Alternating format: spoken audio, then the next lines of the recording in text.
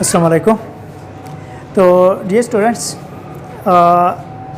आज हमने basic topics में से या बेसिक कॉन्सेप्ट्स में से जो टॉपिक डिस्कस करना है वो है आइन और आइंस की किस्में।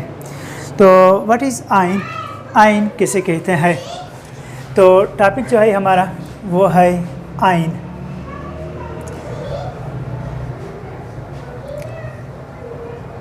तो किसी एटम में एटम के दो हिस्से होते हैं। नंबर एक होती है न्यूक्लियस और नंबर दो होते हैं शेल्स। तो न्यूक्लियस में प्रोटॉन्स और न्यूट्रॉन्स होते हैं, जबकि शेल्स में इलेक्ट्रॉन्स होते हैं। तो एटम में प्रोटॉन्स और इलेक्ट्रॉन्स की तादाद क्या होती है, बराबर होती है। इसी वजह से एटम जो है वो न्यूट्रल होता है। एटम में चूँकि प्रोटॉन और इलेक्ट्रॉन की तादाद बराबर है, प्रोटॉन पर पॉजिटिव चार्ज होती है और इलेक्ट्रॉन पर नेगेटिव चार्ज होती है, तो इसी वजह से एटम जो होती है वो न्यूट्रल होती हैं। तो ये देख ले जरा। तो ये एटम की न्यूक्लियस है। तो न्यूक्लियस में ये है हमारे पास प्रोटॉन। तो फ़र्ज़ कर ले प्रोटॉन कितने हैं, प्रोटॉन है 6 और न्यूट्रॉन्स कितने हैं, न्यूट्रॉन्स है 7। न्यूट्रॉन्स कितने हैं, 7। तो प्रोटॉन्स और न्यूट्रॉन्स की तादाद बराबर भी हो सकती है और डिफरेंट भी हो सकती है। लेकिन यहाँ पर ये फर्स्ट शेल है और ये क्या है, ये है सेकंड शेल। तो जब प्रोटॉन्स कितने हैं, 6 है, तो इलेक्ट्रॉन्स भी 6 होंगे। तो यहाँ पर 1 2 और ये 3 4 5 और 6। तो इसमें 6 प्रोटॉन है तो +6 चार्ज हो गया और 6 इलेक्ट्रॉन्स है तो -6 चार्ज हो गया। तो 6 प्रोटॉन +6 और 6 इलेक्ट्रॉन्स -6, तो प्लस माइनस ये चूँकि आपस में बराबर हैं तो ये नेट चार्ज जो है वो 0 है। तो एटम क्या होता है, एटम न्यूट्रल होता है। एटम क्या होता है, एटम जो है वो न्यूट्रल पार्टिकल है। लेकिन अगर किसी एटम से इलेक्ट्रॉन निकल जाए या कोई एटम इलेक्ट्रॉन हासिल कर ले, उसमें इलेक्ट्रॉन दाखिल हो जाए, तो फिर क्या होंगे। अब यहाँ पर देख ले, इससे फ़र्ज़ कर ले एक इलेक्ट्रॉन निकलता है, ये इलेक्ट्रॉन निकल गया। तो इलेक्ट्रॉन्स के निकलने से ये न्यूक्लियस, तो न्यूक्लियस में कितने प्रोटॉन हैं, वही 6 प्रोटॉन हैं। न्यूट्रॉन्स कितने हैं, न्यूट्रॉन्स भी 7 हैं, न्यूट्रॉन 7 हैं। अब इलेक्ट्रॉन्स कितने हो गए, इलेक्ट्रॉन्स ये फर्स्ट शेल और ये क्या है, ये सेकंड शेल हो गया, फर्स्ट और सेकंड शेल। तो इसमें ये 2 इलेक्ट्रॉन्स, 1 2 और यहाँ पर 1 2 और 3 इलेक्ट्रॉन्स। अब किस तरह हो गया, चूँकि प्रोटॉन 6 है तो +6 चार्ज और इलेक्ट्रॉन 5 हो गए तो -5 हो गया। तो +6 - 5 = +1। तो एटम से जब इलेक्ट्रॉन निकलता है तो इसमें इलेक्ट्रॉन की तादाद प्रोटॉन से कम हो जाती है और एटम पर पॉजिटिव चार्ज आ जाती है। अब अगर ये एटम एक इलेक्ट्रॉन हासिल कर ले तो फिर क्या हो जाएगा। अगर ये एटम एक इलेक्ट्रॉन हासिल कर ले तो ये देख ले ज़रा, न्यूक्लियस, इसमें कितने प्रोटॉन है, प्रोटॉन है 6 और न्यूट्रॉन्स कितने हैं, न्यूट्रॉन्स है 7। अब फर्स्ट शेल, ये फर्स्ट शेल हो गया और ये क्या है, यह सेकंड शेल हो गया। तो इसमें 1 2 इलेक्ट्रॉन्स, 3 4 5 और ये 2 इलेक्ट्रॉन्स हो गए। तो अब कौन सा चार्ज आ गया, अब देख ले ज़रा। तो प्रोटॉन है 6 +6 और इलेक्ट्रॉन 7 हो गए तो -7, तो नेट चार्ज क्या हो गया, -1 चार्ज हो गया। अब जब कोई एटम इलेक्ट्रॉन हासिल करता है तो इलेक्ट्रॉन्स की तादाद प्रोटॉन से ज़्यादा हो जाता है। जब इलेक्ट्रॉन्स की तादाद प्रोटॉन से ज़्यादा हो जाता है तो एटम पर नेगेटिव चार्ज आ जाता है। तो एटम चूँकि इनिशियली एटम क्या होता है, न्यूट्रल होता है। क्यों न्यूट्रल होता है? एटम में प्रोटॉन्स और इलेक्ट्रॉन्स की तादाद बराबर होती है।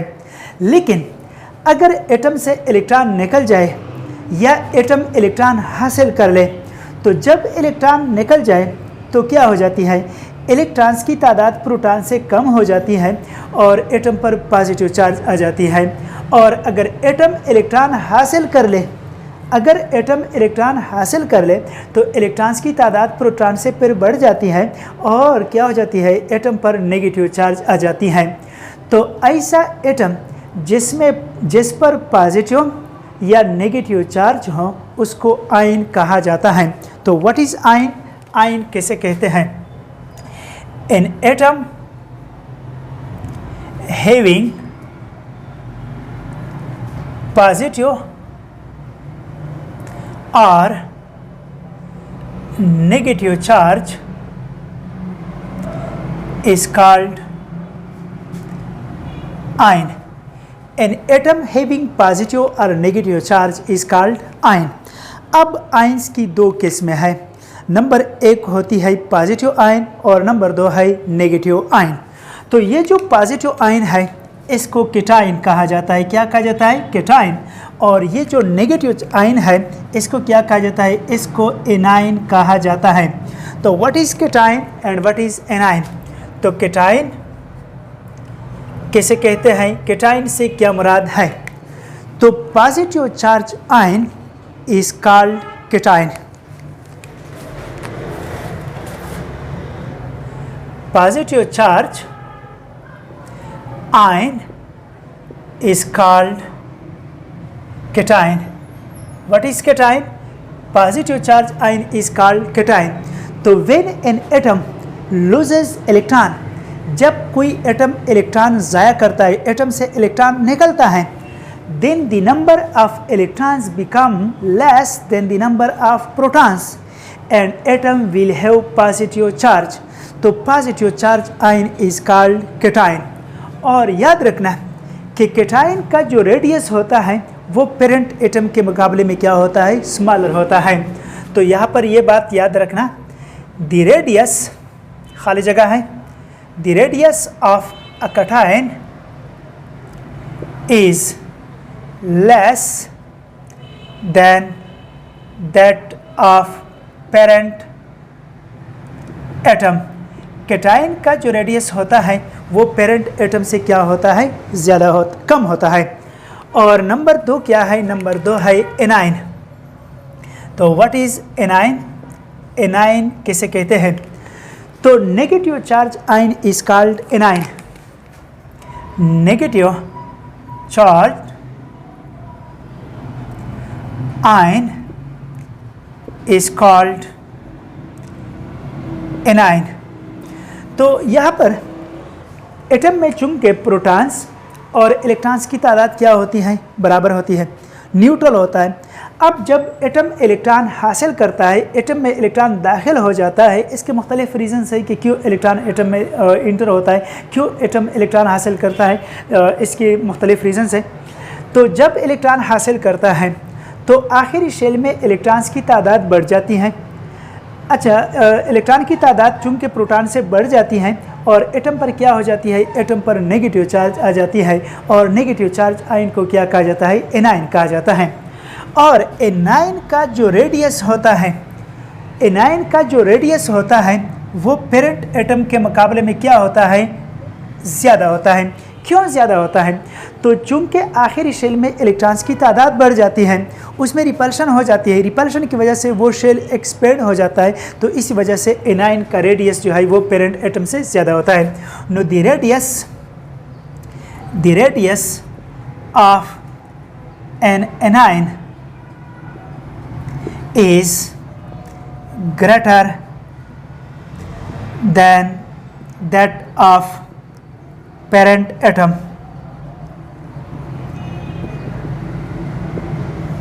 अच्छा, एक और एमसीक्यू है कि कायनात में, नेचर में केटाइंस ज़्यादा होंगे या एनाइन ज़्यादा होंगे? तो केटाइंस जो है वो कंपेरेटिवली ज़्यादा है बनिस्बत एनाइंस के। वजह क्या है?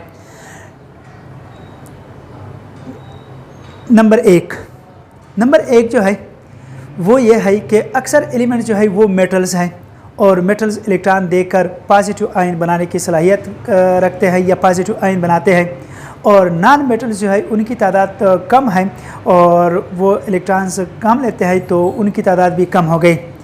नंबर सेकंड रीज़न क्या है? Number second reason, removal of electron के लिए तो एनर्जी दरकार होती है। हम एनर्जी देते हैं, इलेक्ट्रॉन इजीली निकलता है तो पॉजिटिव आयन आसानी से बनता है बनिस्बत फॉर्मेशन ऑफ एनाइन के।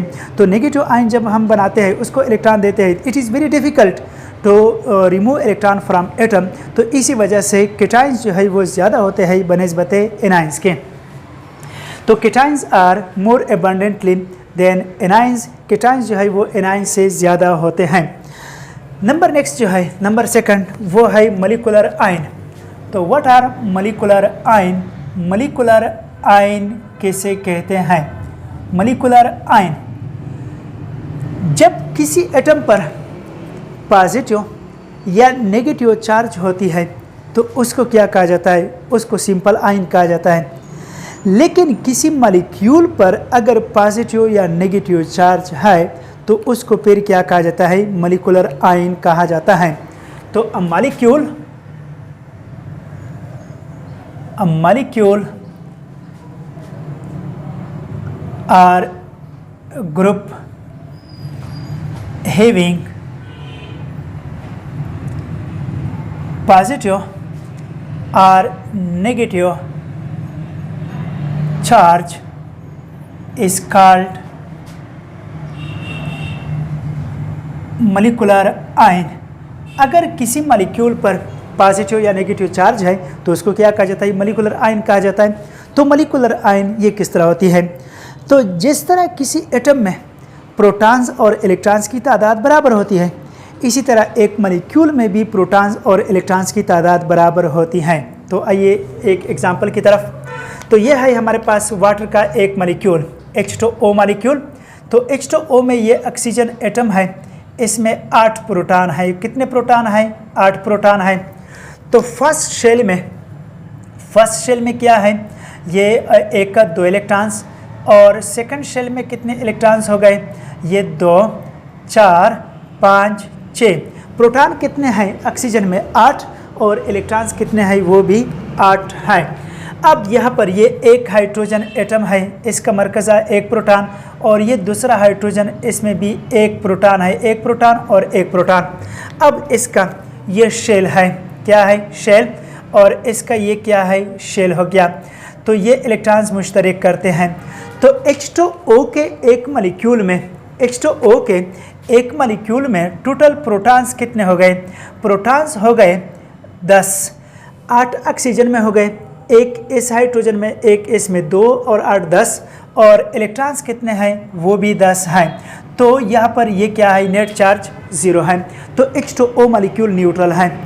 अब अगर यहाँ पर हमारे पास एक हाइड्रोजन पॉजिटिव आयन है, ये देख ले, ये हाइड्रोजन पॉजिटिव आयन है, इससे अपना इलेक्ट्रॉन किसी ने लिया है, यह हाइड्रोजन पॉजिटिव आयन है, इसके साथ कोई इलेक्ट्रॉन मौजूद नहीं है, इससे एक इलेक्ट्रॉन किसी ने लिया है। तो यहाँ पर देख ले, ये ऑक्सीजन हो गया, ऑक्सीजन, इसमें प्रोटॉन कितने हो गए? 8 हो गए। ये फर्स्ट शेल, इसमें 2 इलेक्ट्रॉन्स, और सेकंड शेल में कितने इलेक्ट्रॉन्स हैं? ये 2 4 5 और 6। अब एक हाइड्रोजन यहाँ पर है, हाइड्रोजन, और एक हाइड्रोजन ये, और इसका ये क्या है? शेल हो गया, शेल इलेक्ट्रॉन्स, और ये शेल इलेक्ट्रॉन्स है। तो यहाँ पर ये मुश्तरक हो गए। अब ये हाइड्रोजन पॉजिटिव आयन जिसके साथ कोई इलेक्ट्रॉन नहीं है, तो इसके साथ कौन? ये वाटर मॉलिक्यूल एक इलेक्ट्रॉनिक जोड़ा मुश्तरक करके कोऑर्डिनेट कोवेलेंट बॉन्ड बनाता है। कौन सा बॉन्ड बनाता है? कोऑर्डिनेट कोवेलेंट बॉन्ड बनाता है। तो बन गया H3O। अब प्रोटॉन कितने हो गए?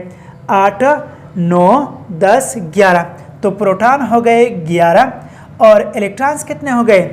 2 4 6 8 10 इस हाइड्रोजन के साथ इलेक्ट्रॉन नहीं था, तो प्रोटॉन 11 है तो +11 और इलेक्ट्रॉन 10 है तो -10 कर ले, तो इस पर आ गया +1 चार्ज, तो हाइड्रोनियम आयन बन गया। इस पर कौन सा चार्ज हो गया? +1 चार्ज आ गया। तो H3O इस पर +1 चार्ज है, इसको हाइड्रोनियम आयन कहा जाता है और इसको मॉलिक्यूलर आयन भी कहा जाता है। क्या कहता है? मॉलिक्यूलर आयन कहा जाता है। इसी तरह ये NH3 है, इसके साथ ये हाइड्रोजन पॉजिटिव आयन मिलकर it gives NH4 positive ion. तो ये क्या है? ये मॉलिक्यूलर आयन है, ये हाइड्रोनियम आयन, ये मॉलिक्यूलर आयन हो गया। अब ये हमारे पास है H2SO4, तो H2SO4 तो इट गिव्स H पॉजिटिव जमा SO4 HSO4 नेगेटिव। किस तरह? ये sulphur double bond oxygen, double bond oxygen, oxygen hydrogen, oxygen और ये हाइड्रोजन, यहाँ पर बॉन्ड और यहाँ पर बॉन्ड, तो इसकी ब्रेकडाउन हो गई, हाइड्रोजन पॉजिटिव आयन चला गया। तो ये sulphur double bond oxygen, double bond oxygen, oxygen hydrogen और ये ऑक्सीजन इस पर नेगेटिव चार्ज और हाइड्रोजन पॉजिटिव निकल गया, तो HSO4 नेगेटिव। और इस HSO4 नेगेटिव से फिर एक और हाइड्रोजन निकल कर SO4-2 plus hydrogen positive ion, तो ये क्या है? सल्फेट आयन है और ये बाइसल्फेट आयन है। तो इस पर नेगेटिव चार्ज है और इन पर क्या है? पॉजिटिव चार्ज है। तो मॉलिक्यूल हैविंग पॉजिटिव और negative charge is called molecular ion. तो जो पॉजिटिव चार्ज है उनको क्या कहा जाता है? कैटायंस कहा जाता है, और जो नेगेटिव चार्ज रखते हैं उनको एनायंस कहा जाता है। अच्छा, इसके बाद नेक्स्ट टॉपिक जो हमने डिस्कस करना है, यहाँ पर स्क्रीनशॉट ले ले, तो फिर नेक्स्ट टॉपिक की तरफ हम जाते हैं।